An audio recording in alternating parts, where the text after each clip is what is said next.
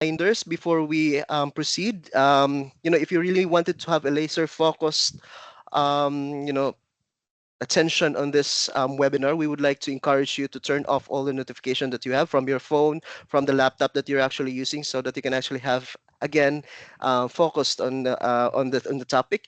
And then at the same time, of course, we understand you have questions. So if you do have any academic or technical questions, you can actually post that one on the Q&A session on the right corner of your screen. So kindly confirm if you can actually see the Q&A button on your screen. Just send us a thumbs up. Thank you so much.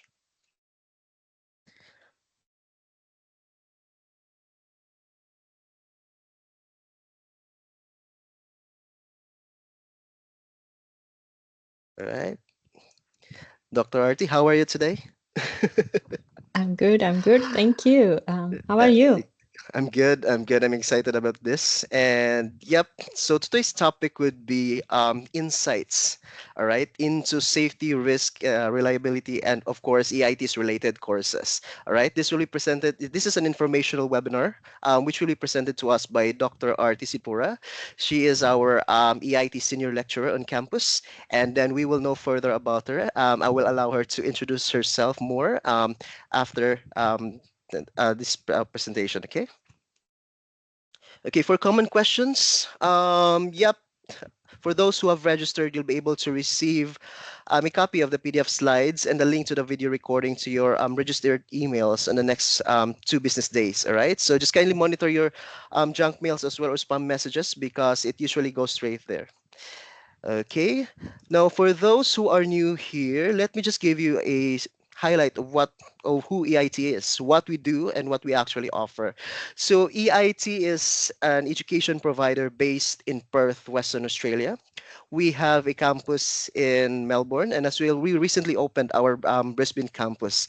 So, yep, we are an engineering specialist. So, if you say engineering, if you're looking for engineering courses, it should be EIT. Okay, it should be EIT that comes into your mind because we are specialists in that one, and then at the same time, we offer wide variety. We have variety of programs for you to choose from. We have professional certificate course, okay, and an advanced diploma. We also have diploma, graduate certificate, bachelor's, graduate diplomas, masters, up to doctor of engineering. Okay, so our programs are actually designed by industry experts. So we just want to make sure that you have the skills and knowledge that is really needed in the industry, which are valued by employers. Okay, and then we make sure that those learnings that you have are up to date. Which are really really needed in the industry, current industry. Okay, and at the same time, our programs are accredited. Okay, so some of our vocational programs and our higher education programs are accredited by the Australian government as well as the under international engineering accords, namely Sydney, Dublin, and Washington. Okay, and these programs are being, teach being delivered to you by our EIT lecturers. They're industry experienced lecturers. They're also working in the field. They are not by the book, but they're also working it like they're doing it and they're sharing it with you so that you'll be able to um, use that knowledge on the field. All right, and then we're actually using a unique delivery model such as like this live webinars. We also have dedicated learning support officers and, as mentioned, our EIT lecturers. Okay, and then we also make use of our hands-on workshops, remote laboratories, and of course simulation softwares. Okay, now without further ado, I will forward this to our presenter today, Dr. RT, to allow her to introduce herself and today's topic as well. Thank you so much. Dr. RT? Thank you. Thank you very much, Marvin. Let me. Okay. So I think I should be able to move the slides now. All right. Yes, Perfect. yes, I can get you. So hello and welcome everyone. I'm really excited to talk about safety, risk, and reliability. I'm quite passionate about this, and I will tell you the reason in a moment. Imagine if with one single oversight, an entire plant shuts down, a patient's life is put at risk, or an oil spill threatens miles of coastline. Safety, risk, and reliability, they are not just technicalities. They are not just processes and procedures that we just have to tick the boxes. They are the difference between smooth operations and catastrophic failures. In every engineering field, these principles, they not only protect lives, they maintain trust, and they also help us drive success. So we will explore how mastering these three areas can shape not just safer systems, but also a safer world. So here are the agenda items. We will talk a little bit about some core principles of safety, risk, and reliability, their applications, various fields. I will also touch base on some recent trends, and then we will dive a little bit deeper into the courses that EIT offer in the field of safety, risk, and reliability. Right. So, with little bit of introduction, Marvin has already introduced me, but I'll just go a little bit further and tell you that I have done my PhD from University of Western Australia in mechanical engineering. I'm based here in Perth at EIT's campus, and I've been with EIT for quite some time, like 5 or 6 years. I'm a senior lecturer here. I look after Bachelor in Mechanical Engineering program, and I'm also a course coordinator for the safety, risk, and reliability courses. So that's about me. All right, so moving on and starting with just a bit of an introduction to the safety, risk, and reliability.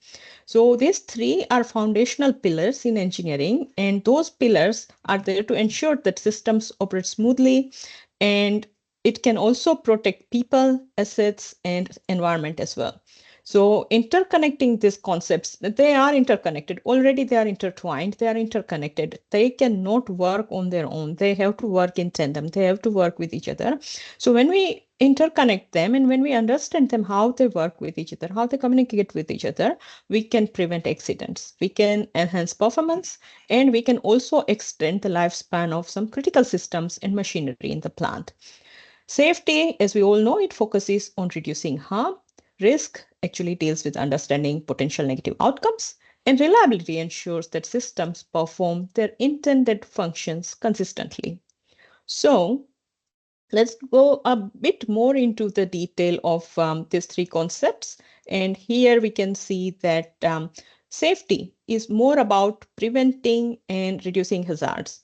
It can be considered as a cornerstone in any engineering field. Now, safety protocols are there, safety standards are there. They are designed to protect human life. They are designed to avoid any costly incidents, and they are there to maintain positive public image for any organization. On the other hand, we have risk. So, risk is more about understanding and managing the potential hazard. We have to identify upcoming potential hazards. We have to understand their impact. And based on that, we need to also figure out how we are going to manage it. So, that is more about risk. And third one, or the third important pillar, is our reliability. So reliable systems, they will also guarantee you that they will keep giving you the output. They will keep performing well, and you should be able to predict their performance. You should be able to predict any upcoming failures as well. So there won't be any unexpected downtimes. There won't be any accidents. So that part is taken care by reliability. Talking about some of the applications of the safety, risk, and reliability, these three core pillars, as we have already established. So the first applications, now there are quite a few different applications. What I have done, I have just summarized some of the critical fields, and then I think there is not a single engineering and technology field where safety, risk, and reliability are not important. Each and every field, it is super important, and all three of them, they play quite an important role in each and every engineering endeavor. But let's discuss some of the key applications. So the first one I would like to talk about is oil and gas industry. Now, as we all know, oil and gas industry, they actually deal with high risk um, type of liquid. They actually drill that, they refine that, and they transport this flammable material, right? So risk management and reliability engineering, they are quite essential to prevent incidents like blowouts, leaks, fires. All those things, they can have some catastrophic environmental and safety consequences as well.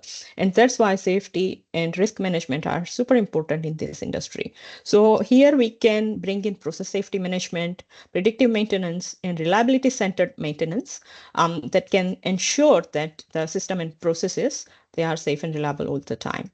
Second field, which where all those three principles are really, really important, it's aerospace and aviation field. So safety and reliability, they are quite crucial in aerospace. Equipment failure in this field can lead to fatal accidents. We all can imagine, right? So risk assessments are conducted at every stage, say starting from the design stage all the way to the manufacturing, as well as during operation and maintenance stage, to ensure the safe and reliable performance of the systems throughout its life. So, in aerospace and aviation, reliability engineering techniques are the key concepts. For example, failure mode and effect analysis, and extensive testing to ensure that aircraft components, they meet stringent safety standards is quite important. Now, the third field where those three principles matter the most is healthcare field. Again, super important, and you can understand in healthcare, reliability in equipment, say diagnostic machines or even surgical equipment. We don't want surgical equipments to shut down during critical surgery when a critical surgery is going on, right? Even diagnostic machines, we want a reliable performance from those machines. We don't want them to mess up any of the final results. And in addition to that, there has to be some robust risk management processes. So, infection control, for example, or error prevention. These are some of the processes where robust risk management is required, and they are super critical for any patient safety. So in healthcare industry, I think human factor engineering can address the staff interaction with medical devices. Also, we can bring in risk management that can focus on reducing the adverse events, and that can also help ensure continuous availability of any life-saving equipment.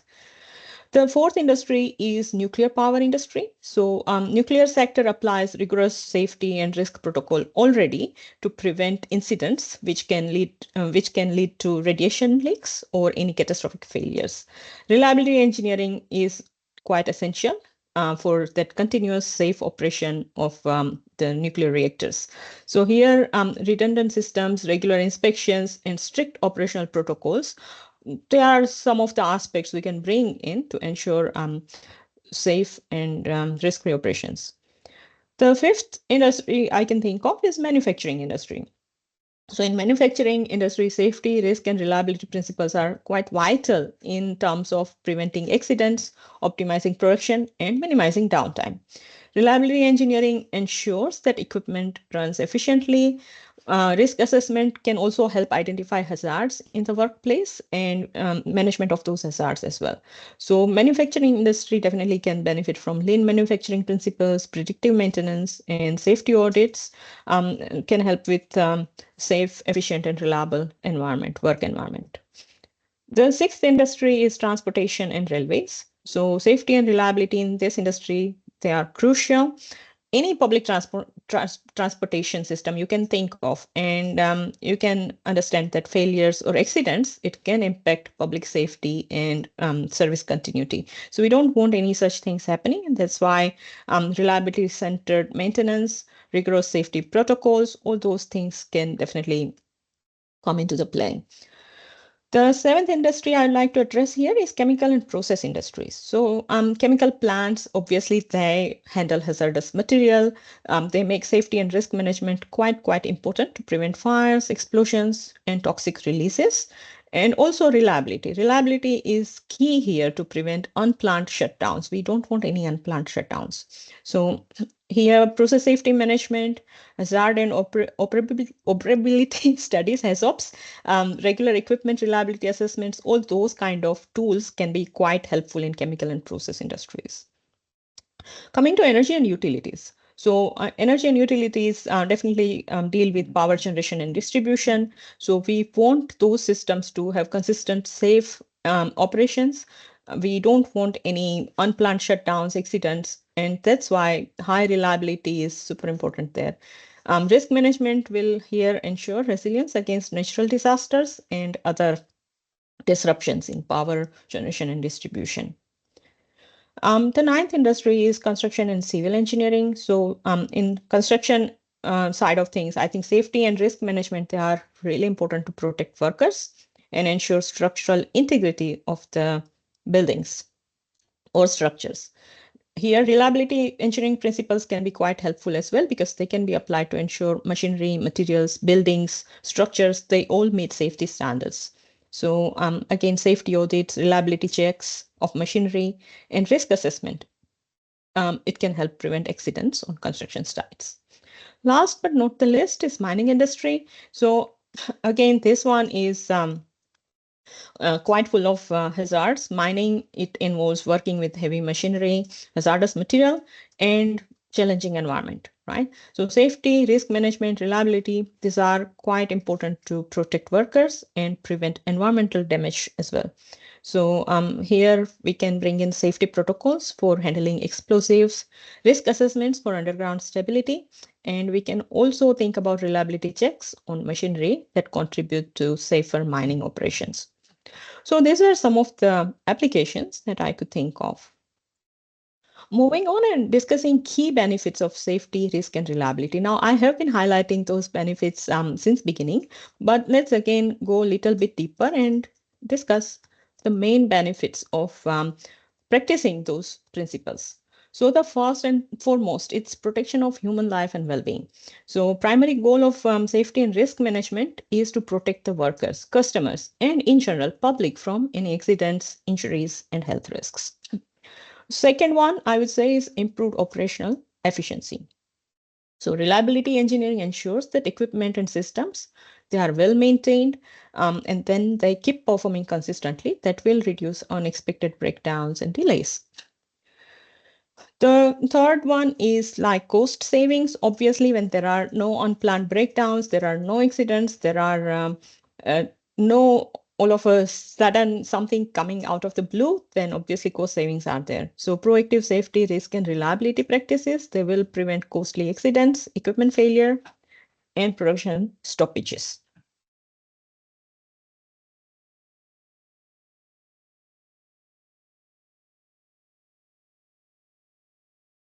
Sorry about that.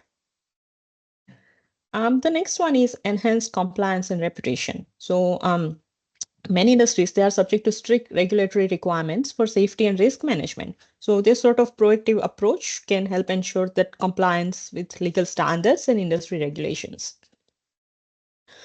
Increased reliability and customer satisfaction. Now, this is a no-brainer. You increase your reliability and customer satisfaction will automatically follow. Reduced environmental impact. So effective risk and safety management practices will help organizations prevent environmental incidents like oil spills, emissions, harmful releases, all those things can be prevented.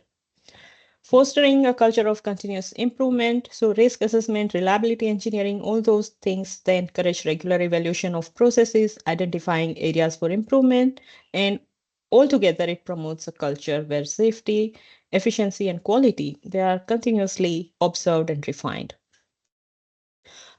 Enhanced decision making. So, understanding and managing risks, organizations can make more informed decisions, and they can, when they are planning any projects, investments, operational changes. So, that's there. Employee engagement and retention.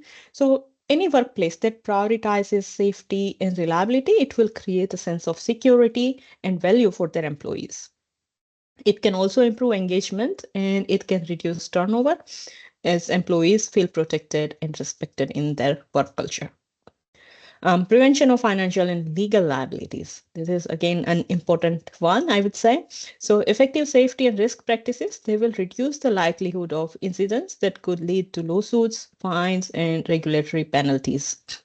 So quite a few benefits. Again, as I've said, this is not an exhaustive list, but some of the key highlights I've already covered. All right, so now going a little bit into the deeper risk management and that entire process overview. Now, I have one whole unit actually dedicated to this one. in one of the, I think both the courses. Yes, both the courses. So I won't go into a lot more detail, but I can just give you some highlights. So how does risk management process work? Simple, easy. First step is risk identification. As the name suggests, we have to identify the risk. We have to keep an eye open. We have to look for any potential hazard that could impact safe operation or any s- objectives that revolve around safety. We need to list all those potential hazards. So what sort of tools can we use for this sort of things? So checklists are there, hazard logs are there, then safety audits can also give a lot of information. Even brainstorming sessions, when we are going to start any new project, a simple brainstorming session, people can bring up all those various different bigger or smaller hazards, and then we can go from there. So second step, that brings us to the second step, that is risk assessments. We have identified all the hazards, potential hazards, and all the risks. Next is how are they going to impact? So each risk is assessed to understand its likelihood and its potential impact. And this one will actually help us prioritize our next step and also what risk to be prioritized first. So what techniques can be used here? There are some qualitative and quantitative methods. So quantitative methods are risk matrices, probability analysis, and then qualitative evaluations would be based on the expert judgment. As people get more experience, they can just simply have a look and they can tell that, okay, here we need this, this, and this. The third step in risk management process is risk control. So this risk control step involves implementing measures to either eliminate or minimize the risk to certain acceptable level. And that's the critical step. Here, what can we use? So examples would be like safety barriers. We can install some safety barriers to contain the hazard within that barrier. Um, we can bring in automation to eliminate or reduce human factor involvement. Regular maintenance could be one of the tools. Emergency preparedness. So we can prepare the staff, we can prepare the plant for any sort of emergency. And risk management process doesn't stop here. We have identified the risk, we have assessed the risk, and we have controlled the risk. But then again, we have to continuously monitor the risk. So it's a continuous process. We need to keep tracking all those identified risks. We have to keep reviewing control measures and identifying new risks as circumstances evolve. What methods can we use here? Regular inspections are there, performance tracking, incident reports. All those tools can be used for this risk monitoring.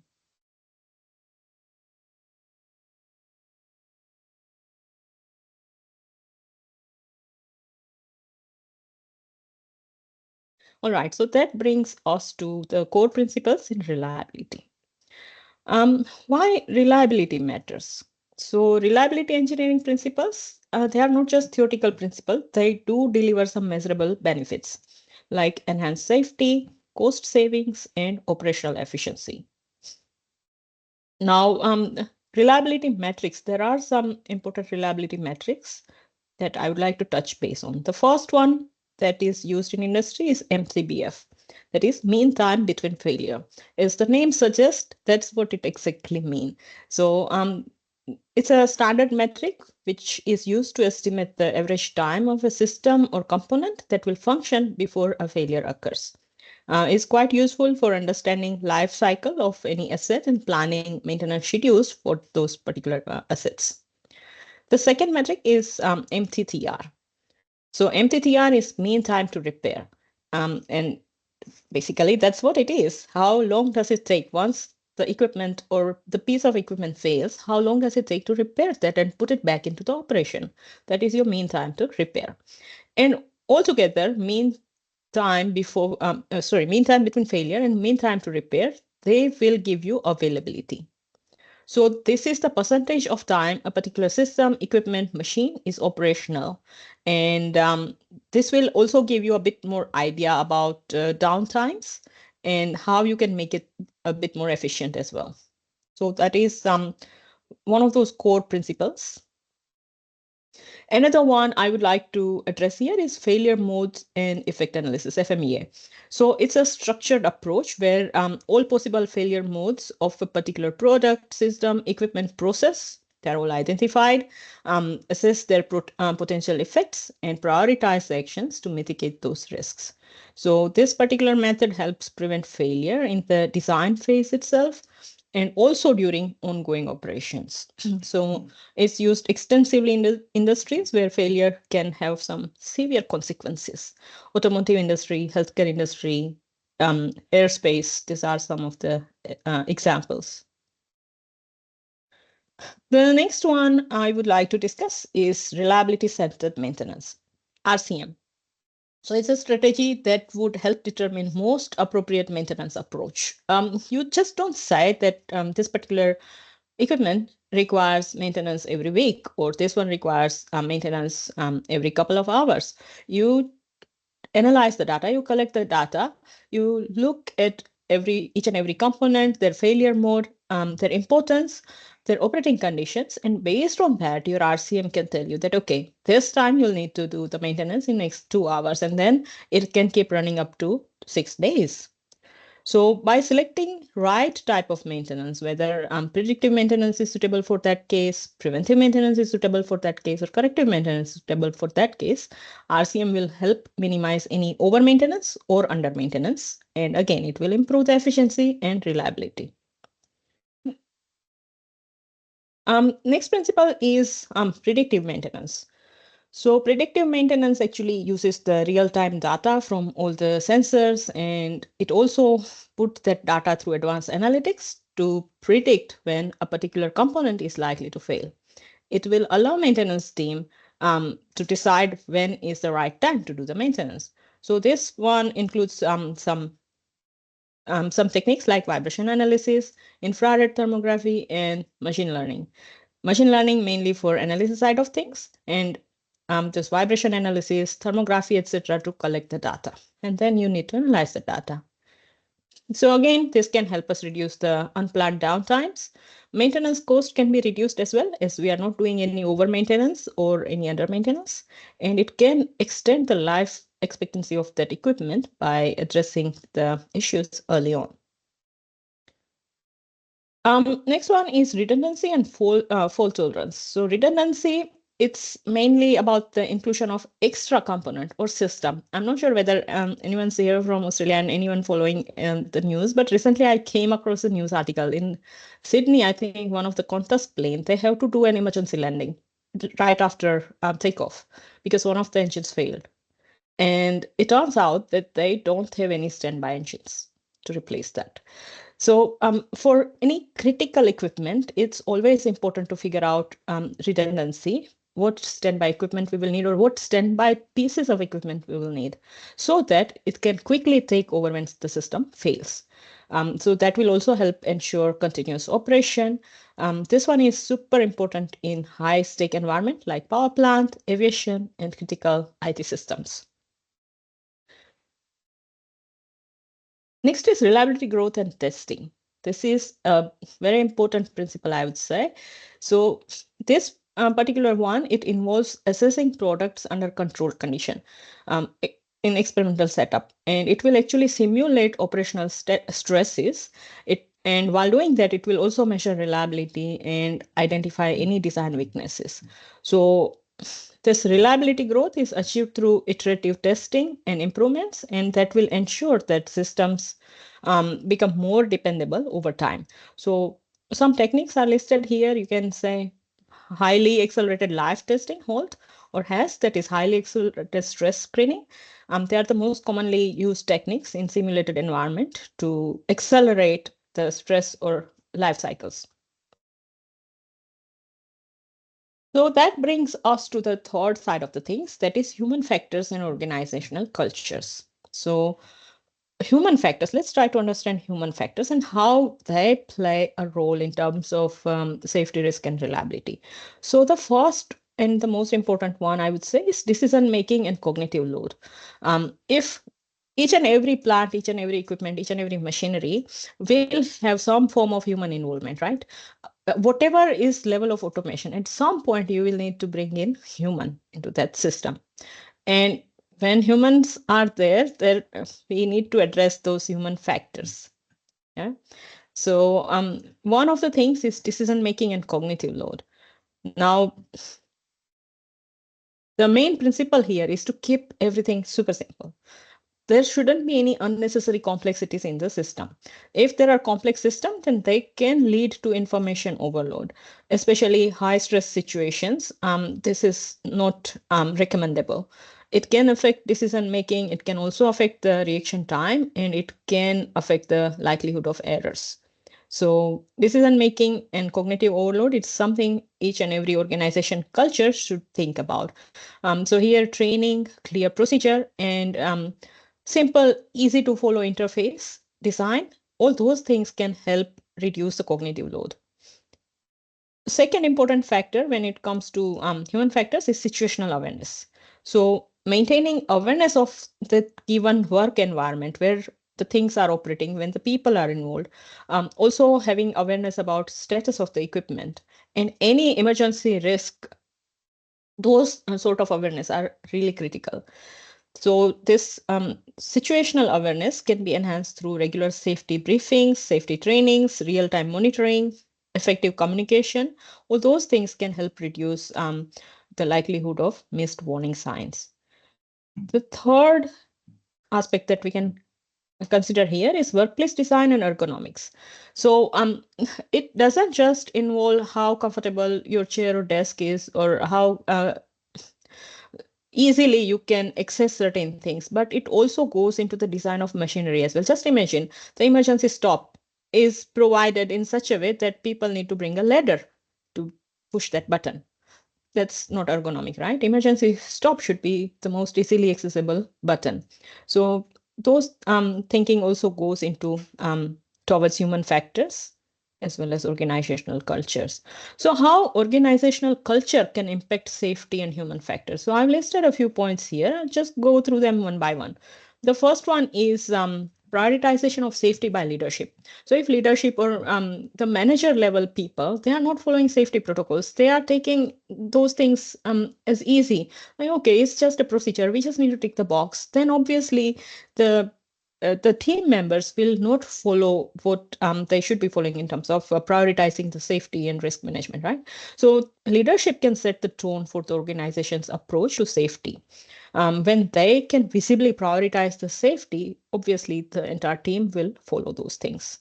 They will value the safety and risk and reliability. The second one is encouraging open communication and reporting. So, if there is a positive safety culture, then obviously employees will feel comfortable reporting hazards, near miss events, and even their own mistakes. If there are some harsh penalties are involved, a lot of criticism is there, then obviously people will not feel comfortable. They will try to cover up, right? So that shouldn't be the case. I think it's really important for each and every organization to address and at least become aware of all those potential hazards, near miss incidents, or any possibilities of any such things. Commitment to continuous learning and improvement. So um, the culture that values learning, it views mistakes and near misses as opportunities to improvement. They don't consider that as an opportunity to discipline the team, discipline the people involved, or penalize those people involved. They take them as an opportunity to learn and also plan how to mitigate those things from happening. Training and development, they are also integral parts of strong safety culture. And organizations that invest in regular training, scenario based exercises, skill building, sort of things, they encourage employees to stay vigilant, make informed decisions, safe decisions at work all the time. Empowering employees in safety decisions. So, as I already mentioned, positive work culture will give the employees that confidence that they can report those things safely and without fearing any criticism, penalties, or disciplinary actions. So, positive culture will give employees an ownership of safety as well. And when they are encouraged to participate in safety initiatives, raise concern, and suggest improvements, they develop that sense of responsibility and accountability. Building trust and reducing risk taking. So again, when organizations they build trust around their safety values, employees will feel more secure and less likely to take shortcuts or ignore safety procedures under any pressure, any sort of pressure. So these were some of the things that organizations can do in terms of improving their culture about safety, risk, and reliability. Coming to the next point, that is latest trends in safety, risk, and reliability practice. Um, so the first one I would like to discuss is integration of artificial intelligence and machine learning. Now, AI is trending everywhere. It has been in safety, risk, and reliability field for quite some time, but still we can consider it as a latest trend. It's not that old. So AI and machine learning they are being used to analyze large data sets, predict failures, and identify any potential hazards in real time. Now, their potential applications would be in the field of predictive maintenance algorithm that assess equipment health and AI-driven risk assessment tools that can forecast safety incidents based on historical data.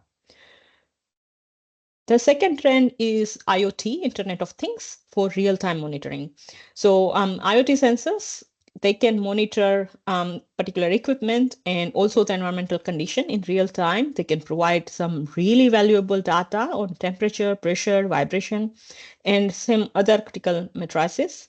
So application of those sort of IoT sensors would be in terms of continuous monitoring of assets that can enable quick identification of potential risks like overheating of machinery or increasing structural stresses on the buildings, etc. Um, Next one is digital twins for risk simulation and reliability testing. So digital twins, or we can call them virtual replicas of any physical system, they allow organizations to simulate scenarios and test safety measures under controlled digital environment without actually putting anyone into hazardous condition or situations. They can just simulate those things digitally. So sectors like aerospace and manufacturing, digital twins, they can be used to model and assess the impact of various stressors on equipment and processes. Next trend is emphasis on human factors and safety cultures. This has been around for quite some time, but recently each and every small to big industries are prioritizing their human factors when it comes to safety, risk, and reliability. So, importance of human factors, if they can recognize that, then organizations can start investing in training, ergonomics, and altogether fostering a proactive safety culture that encourages open reporting and accountability. So they can bring in training programs that will focus on situational awareness, mental health, and stress management to support safety in high risk industries. Healthcare, aviation, all those industries are high risk industries. Next is remote and virtual inspections. So advances in those technologies, including drones and augmented reality, it allow companies to inspect high risk areas without actually placing any workers in that hazardous environment. So drones can perform inspections in hard to reach hazardous locations, and AR can guide inspectors through virtual assessments. Advanced data analytics and big data. So obviously that would be performing at the back end of the analysis systems. Advanced analytics and big data. They lots of companies they need them to process vast amount of information from multiple sources, quite a few sensors, lot of previous data, and it can provide them deeper insights into safety and reliability.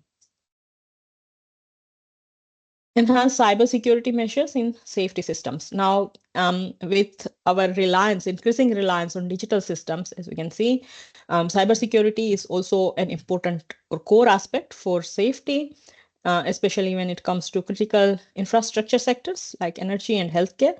Cybersecurity is of prime importance. So, cyber risk assessments, they are integrated with traditional safety risk assessment to safeguard against digital threats that can impact physical safety. Next one is ESG, environmental, social, and governance integration in risk management. Now, you would have heard a lot nowadays about UN Sustainable Development Goals, and a lot of governments, local and national governments, they have supported those goals. They have also published their plans to achieve those goals, carbon zero by 2030 and whatnot. And for that, they have certain procedures and processes in place. So companies are also incorporating these ESG factors into safety and risk practices to align with sustainability goals and respond to the stakeholder expectations. So that's there. Then we have wearable technology for worker safety. So this is another side of advancements. Wearable devices like smart helmets and health monitoring bands, they are also being used to monitor workers' health and alert them about any unsafe working conditions or unsafe physical conditions coming up. And one more latest trend would be enhanced focus on regulatory compliance and standards. This has been there, but especially with the big companies. But nowadays, even small players are also focusing a lot on aligning practices with these new regulatory frameworks and international standards like ISO 45001, that is OSH, and ISO 31000, that is risk management standards. So a lot of small companies are also paying a lot of attention to those standards and requirements. All right, so that was more about some core principles and learning basics of them. Now, moving on to having a look at the safety, risk, and reliability courses that EIT offers. So, we have seen the importance, we have seen the applications, we have seen the benefits of these three core principles: safety, risk, and reliability in any engineering endeavor. So, this specialized area of study, in order to have some dedicated courses for this specialized area and equipping professionals with the knowledge and skills necessary to address those challenges, EIT has developed two courses in the field of safety, risk, and reliability. Now, what are our key areas of focus? So, the first one is safety systems and standards. We want our students, if they are enrolling for any of those courses, to be aware about those safety systems, various international standards. We also want to equip them with risk assessment techniques. So, quantitative and qualitative methods for evaluating and managing risks.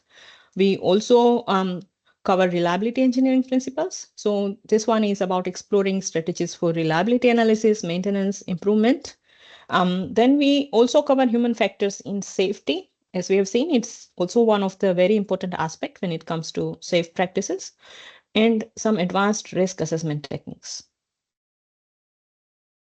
Um, Graduates of those programs, they are well prepared to tackle all those uncertainties and demand of modern industry in the fields of safety, risk, and reliability. They can make significant contribution in all those high risk sectors. So the first course I would like to discuss is graduate certificate course. So this graduate certificate in safety, risk, and reliability. We have two upcoming intakes. One is for January, and the next one is for June. This is the overview, but what I'll do, I'll show you the content. So this graduate certificate course is made up of 4 units. This first unit is actually designed to provide some basic information, because our entry requirements are such that people who are not having any prior background experience in safety, risk, and reliability can also join the course. And that's why we want them to have that basic knowledge. So this one is Introduction to Safety, Risk Management, and Reliability Principles. This second one is there to cover risk analysis, risk management techniques. The third one, this is safety systems, and here we discuss tools and methods. And the fourth unit here is this data analysis and statistics for reliability side of things. So this 4 units, students usually take 2 units in each term, and there are 2 terms. So the program is delivered on a part-time intensive basis over 2 terms. Each term is 12 weeks. So altogether 24 weeks, and you can complete 4 units. If you complete successfully, you will get graduate certificate. Here are some of the course learning outcomes. So obviously, we want our graduates to apply in-depth and broad understanding of relevant specialist body of knowledge, draw knowledge of engineering design practice, and whatnot. won't go and read all those learning outcomes, but they are there. What are the entry requirements? So if you want to enroll into this GCSR course, then need to hold recognized bachelor degree or above in engineering or science in congruent field of practice. Now, our website course page has listed those congruent fields of practice. Um, or you should have completed equivalent first year bachelor level mathematics, able to demonstrate recognized relevant work experience. English level requirement is common one, it's there. Non-congruent field, if your bachelor's degree is in a non-congruent engineering field, then the applicants, they have to demonstrate prior learning and experience in equivalent to the entry requirements. And again, recognized bachelor degree, if they don't hold a recognized bachelor degree, they are also required to demonstrate prior learning and experience in the field of those safety, risk, and reliability. People with any Australian advanced diploma in engineering field can apply, but there has to be a 5 years of technical work experience at a technologist level or above in the relevant field. So these are some of the entry requirements. Time commitment. So it takes 6 months, as I mentioned, 2 terms, 24 weeks. So roughly about 6 months to complete. It's online course. So yeah, is delivered on part-time intensive basis, 2 terms, 12 weeks each. Second course we have is an enhanced version of graduate certificate, and this is our Graduate Diploma of Engineering in Safety, Risk, and Reliability. Again, it has same 2 intakes. The first one is for January, the second one is for June. This one is, as I have said, it's a more enhanced version, and here are some of the benefits. The students enrolling in this course, they can gain essential knowledge and skills for effective safety and risk management. They can expand their career opportunities. There are practical applications, so any theoretical knowledge that you gain, you can apply it directly into the industry. The course is designed with collaboration with industry. A lot of input from industry people has been taken on board while designing the course. So it's quite industry relevant, I would say. Expertise development and real world applications are there as well. So here is the program overview or program structure. This program has 8 units. So first 4 units are just the same as graduate certificate in safety, risk, and reliability, those same 4 units. And then in addition to that, we have added 4 more units. So out of those new 4 units, the first one is human environment and workplace health and safety, just to address human factors in organizational cultures. Then we have this reliability engineering. So one whole unit focusing on reliability engineering is also there. Then we have the unit focusing on process safety, safety life cycle, and safety management systems.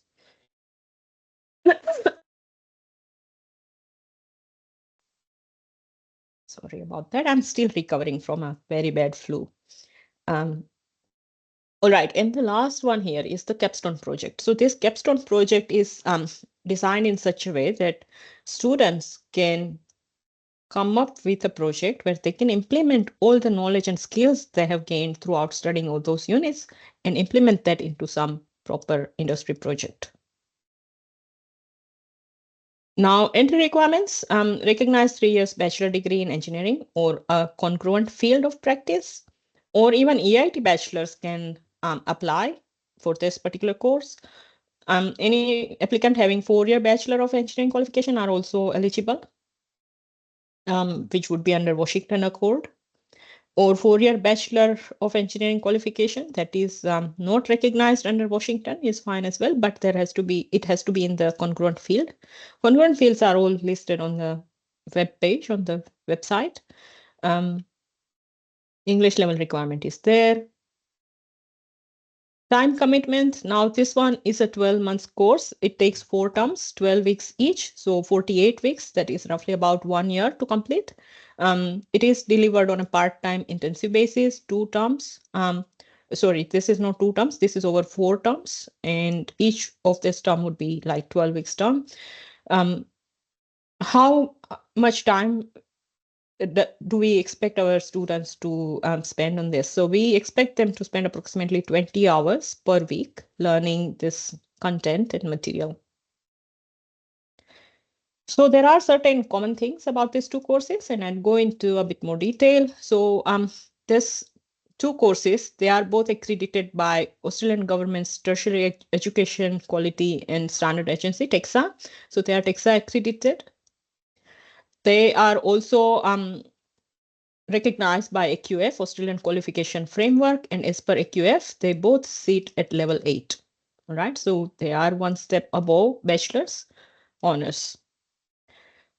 Software, currently we have this isograph as of demo software, and we keep changing the software requirement. So depending upon the unit and content and material, there might be new software coming in. Delivery is fully online. So this is our unique delivery model. It makes use of live interactive tutorials. We have international pool of expert lecturers. I usually try to find the people who are already working in the industry who can bring in their industry experience while teaching those units and link that experience with the content and theoretical aspects of the unit. We also have dedicated learning support officers. I'll go a bit more into the detail in the upcoming slide. And then we also have state-of-the-art technologies like hands-on workshops, remote and virtual labs, and simulation software. So there will be a unique personalized synchronous delivery method, and that will encourage you to advance your technical and technological knowledge. And you should also be able to form some global network of the people, because students do come from all various different countries, and when they come for the online tutorial, it's a lot of insightful discussions going on. Coming to the remote and virtual laboratories, so our lab hosting platform, Electromeet is our lab hosting platform, and it connects students to remote and virtual laboratories in real time. So you should be able to access to wide range of software or connected hardware through those labs. Remote laboratories are remotely operatable hardware. So if any of the units require any assessment or any hands-on experience through this remote labs, you should have that access to remotely operated hardware. And most of the software required for the units, they are either available for free so that students can download, or we are hosting them in our virtual labs. So this simulation software or all those softwares, they are also available through this virtual lab. Students can connect to those computers remotely, and then they can start accessing those software. Fees, so full current fees in your country, you can go onto the course page on the website, and you should be able to use this drop down list. You should be able to select your country, and it should give you a bit more idea about the fees and payment methods as well. Here are some potential job outcomes. So people completing those courses can apply for becoming risk engineers, risk and assurance engineers, risk consultant, system safety and reliability engineer, asset engineer, reliability engineer, risk analysis. All those sort of job outcomes are there. As I was saying, I would cover learning support officers a little bit into more detail because this is our special feature. I do consider it as a very special and unique feature of EIT. So learning support officers, they are there. They are dedicated. So each and every unit will have a dedicated learning support officer, and each learning support officer guides the student from onboarding process through to their graduation. Those LSOs, we call them LSOs, learning support officers for short. They are the keystone between students and academic. They work in tandem with students, with academics. They are responsible for uploading the unit material, and then they also ensure the ease of communication and high quality experience for the students. So any administrative queries, you can definitely contact your learning support officers. Any technical queries, content related queries, your lecturers are the experts. So these are the LSOs, which are the unique features of our model. Then obviously academic support is through the lecturers. Lecturers, they are the ones who will teach that unit, who will deliver the content of that unit, and they will look after your learning experience, practical side of things. If there are any workshops, if there are any virtual labs, if there are any software demonstrations involved, they will look after that. And if work integrated learning is involved, that will be looked after by the lecturers as well. So whether you are studying online on campus, we also have course coordinator like myself. We are looking after the entire course. We are also coordinating with the lecturers delivering the course. And we are also here to hear any feedback from our students. If they have any difficulties, if there's something nice to say, we are here to help our students. Class sizes, we have small class sizes. You won't see 50, 100 students in one class. So that allows you to build rapport with the lecturer and also the fellow students. Just imagine if you are in an online tutorial and if there are hundreds of students, how would you try to build a rapport? It's quite overwhelming, right? But if there are 5 or 6 students, you will know them by their name. You will be able to have some meaningful interaction with them during the tutorials and even afterwards. Students do set up, do share their contact details, and they do set up some study groups and whatnot. It's really good to see, and it's possible with a small class size, I believe. So that's all about safety, risk, and reliability insights and the courses that EIT is offering currently in this field. Here is the list of our upcoming events. If anyone is interested in any of those events, please feel free to register for those events. Yes, and we do encourage you to visit our website to see these events because it's already posted there as well. And yeah, thank you so much, Dr. Arti. And now for the Q&A section, we have one question here from one of our attendees, Dr. Arti. This is from Saad. He mentioned what are the new trends in SRR and what are the methodologies for and frameworks and what are the most used software related to SRR. So that's coming from our attendee today, Saad. Thank you, Marvin, and thank you, Saad, for that question. See, I have already touched base on some recent trends, and each of our unit has one dedicated section to address all those latest trends, industry trends in safety, risk, and reliability. Softwares, depending upon the industry, depending upon the practice, it will be different, people to people, industry to industry. But we do try to use some common softwares just to give a bit more exposure to the students. Now, the course is designed in such a way that people from all various different fields, they can benefit from the core knowledge. So I hope that answers your question.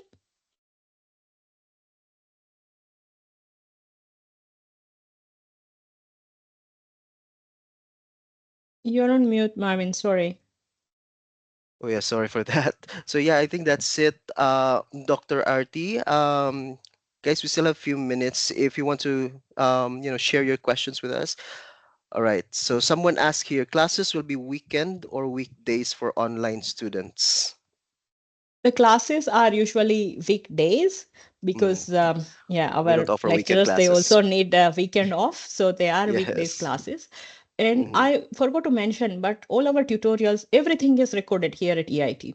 So I do have, in certain units, I do have students from various different time zones. And then some people, they are at work during the tutorial time. We cannot accommodate that all, but tutorials are recorded. So you can always go back and listen to the recording. And then afterwards, if you have questions, you can email your lecturer. They will be able to help you with your questions. They are also happy to set up the meetings with you if you have specific queries.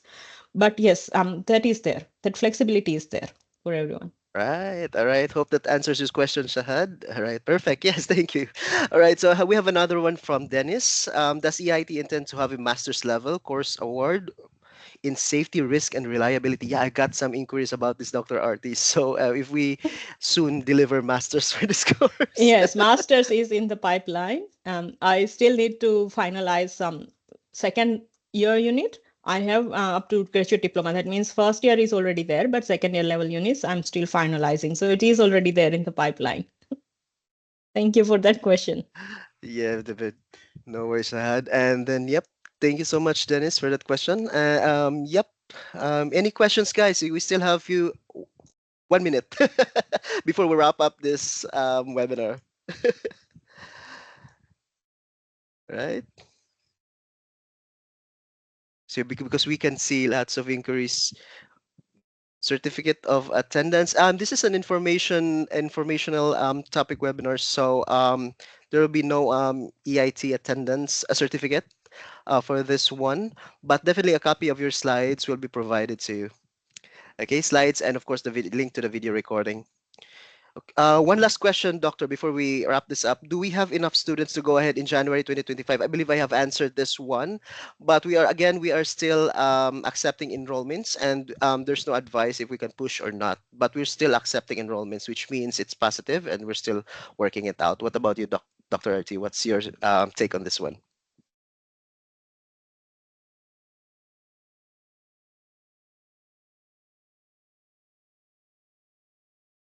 Dr. RT, still there? Yes, yes, I'm still here. I'm just looking through the slides to answer that last question. I'm not sad whether you actually had a look when I covered the slide, but yes, I have covered that somewhere. So this is one such example.